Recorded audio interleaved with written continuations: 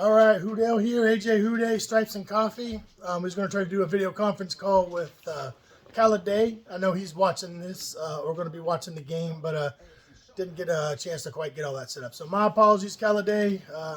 Man, I hope we keep going so we can jump on some sort of conference call and do something together here soon. So morning-ish game, but we play at noon, so I went straight to my IPA. So might as well just start calling this Stripes and IPA.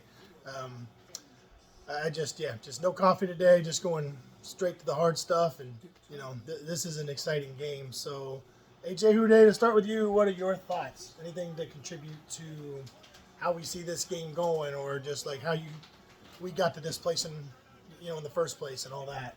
I think the biggest thing is that people are still kind of writing us off. We're kind of actually big underdogs in this game, bigger than I think is necessary. I know that it would make sense a lot of the time. They give the two closely matched teams, they give the advantage to the one that has home field. But with where the money line is or where they're putting the bets at, it kind of implies that we're kind of significant underdogs, which is still kind of crazy when we're defending AFC champs. Done a lot to get here. We looked pretty good in the game we started to play against them. So I don't know.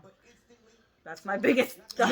Yeah, I think a lot of that is true. I think the betting lines and all the money lines definitely are heavily favored. It was like plus 5.5 at least, which usually... And it increased. It started lower. Yeah, that doesn't have as a coin flip. When it's like less than a score, that usually kind of means we're giving it to the home field. It's a coin flip game, but we're giving it to you because it's home field. This is 5.5, I think, was what I saw earlier, and I think that was before the Oline injury, so it could even be up closer to a touchdown. I don't know, but there was one interesting fact that when the Bengals were dogs, that they're like 13-2 against the spread.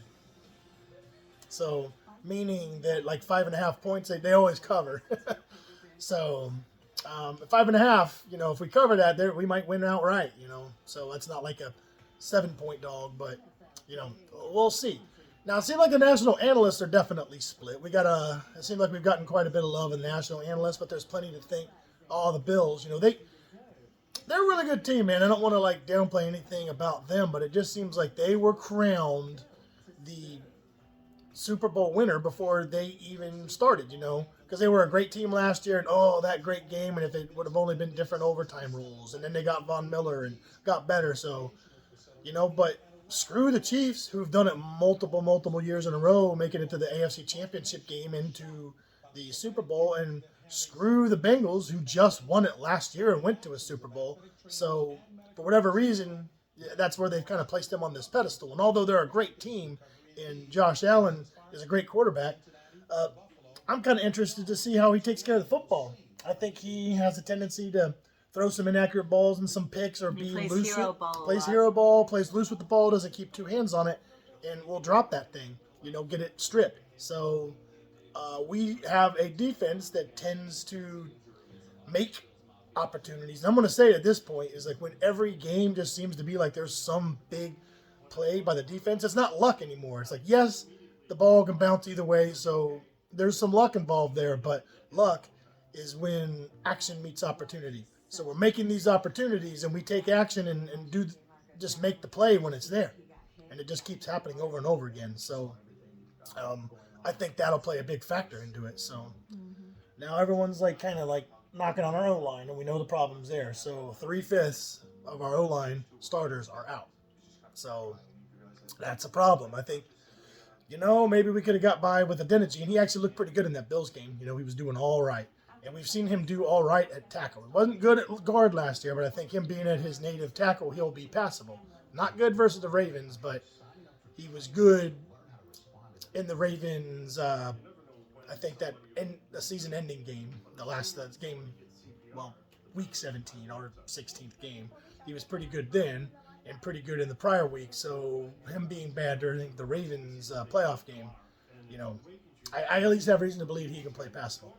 I think Jackson Carman on the other side might be the scary part. He looked all right, like he didn't always get blown up, but then on the other hand, we were doing a lot of quick pass, 3-step drop stuff to protect him. He didn't have to do a lot. Yeah, I feel like with a week of practice, he didn't look horrible. from what I saw in the last game with the Ravens. So maybe with a week of everyone practicing together, maybe the offensive line will be do a little serviceable. better there, yeah. And then maybe the hope is that Kappa or Williams, if we win this week, might be able to come back, next week or something, maybe. Yeah. Hopefully, like, they can come back during the Super Bowl run if that indeed what it ends up being. I'm really hoping for that. But we got to get through this week. And I agree that with an extra week of practice, and we can develop a game plan around that. Like, we know we're deficient on the O-line, so we can we'll have to do a lot of quick game and three-step drops. So the longer developing plays. Now, a lot of people always seem to say that, we won't be able to go deep because we don't have time.